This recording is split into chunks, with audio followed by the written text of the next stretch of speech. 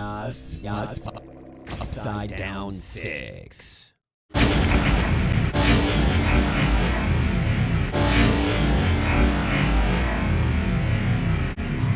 You run from it.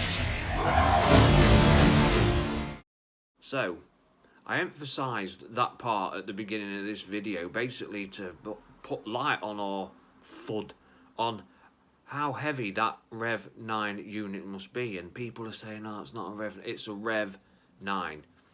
How much that weighs when it hits the ground. I mean, the endoskeleton alone must weigh a lot, but imagine the density of water. So who knows how dense the liquid metal aspect of this REV-9 is, but it must weigh a lot for it to literally crack into the ground and then carry on and do its thing, splitting into two. Makes sense for them to try and get things as close as possible, a sci-fi movie, and then know people like us tear it apart, and especially the spiteful critics, they tear things apart. I heard a channel basically, well, Mr. H basically, when he watched the trailer, said, oh, well, why has it got tentacles? Wouldn't it make more sense for it to have laser beams? No, it makes perfect sense to have tentacles. Machines take the quickest, easiest route through or around any job. No matter what job it's doing, it takes the quickest, most efficient way. Energy saving. So for a infiltration unit in the future, like we've seen here, to be firing laser beams at people, it makes no sense whatsoever. It's just a energy waster. So why not make the liquid metal turn into tentacles? The most efficient weaponry possible. Not rigid, so it's less chance to break, yet again being more efficient. Can stab off in any direction, being more efficient. It's just perfect sense. I like the idea as well. I don't want a blooming machine firing laser beams out of its blooming it just makes no sense. Lasers run out. Laser cannons break. Laser cannons need ammo. A tentacle is a tentacle. If it breaks on a liquid metal unit and it loses that section of it, it can either reconnect it, because it can reconnect it, or it can just have a shorter tentacle. It's efficient, it's effective, it's deadly in that manner. How do we stop this thing? You don't fight it. There was a video that was put up, or I put up a few weeks ago, where you could see Grace, the back of Grace, and then these units coming through the fire with tentacles, and people saying, no, they're not REV-9s, they're different units, the REV-9s.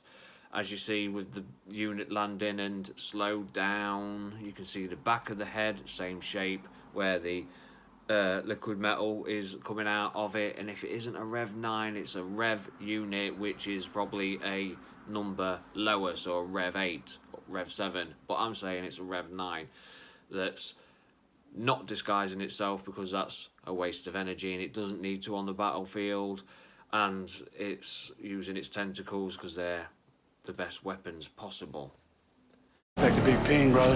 The whole body's a weapon. Save it for the ladies. Sorry. Come with me!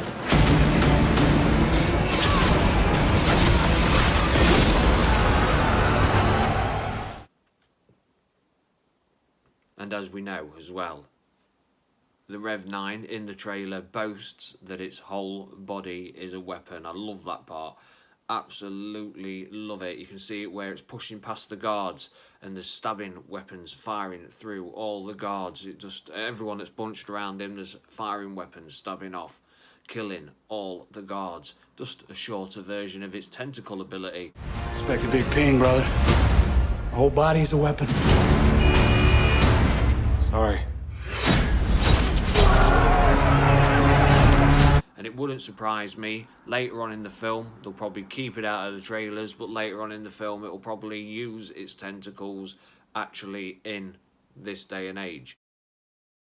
REV-9 seems to have an attitude, and definitely more intelligent than a T-1000 from T2 and the T-800 put together. It gives off a vibe like it knows it's cornered in this scene here. It knows it's cornered, but it still needs to get through these soft-ass humans. In fact, it knows his target is at the other side of that door, Danny Ramos.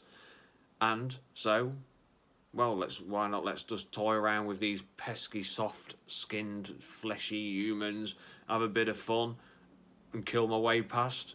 Sadistic, menacing, versatile, extremely good at its job, which is to hunt and kill. Expect a big ping, brother. The whole body's a weapon. Sorry. I've always been confident that their choice of cast member, Gabrielle Luna, was a good choice. A lot of people were very uncertain, and if I mock the way people have been about the film, it's not me having a go. Everyone has their right. I'm just mocking because people mock me, you know what I mean, for my choices of being confident. And I was confident. Why do you need a menacing looking being to be an infiltration unit? We don't need a big, massive Arnold Schwarzenegger type thing to infiltrate. It makes no sense. Yet again, it just makes no sense. You stay away from big, dangerous looking people. So I wasn't astonished when we saw Gabrielle Luna. I wasn't overwhelmed or astounded either, but I knew it was the right choice. I thought, well, they've got to have chosen for a reason. And yes, the first trailer didn't give us that. It didn't show us that. It didn't give us the want, need and must to have all that faith, but I just knew we've picked him for a reason, and now it shows in this trailer. It was one of the main major highlights of this trailer. The way his whole body's a weapon, the way he's so apologetic and blasé, but then he walks, just before he walks through the detectors and that, he's got a waltz on him, like an attitude, like I am the baddest motherfucker in this room. Love it. I love it.